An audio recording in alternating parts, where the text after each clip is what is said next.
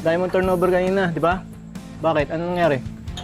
Yabang-yabang mo. Nung practice, sabi mo, easy lang. Dali, no match yung kalabang, kayang-kaya.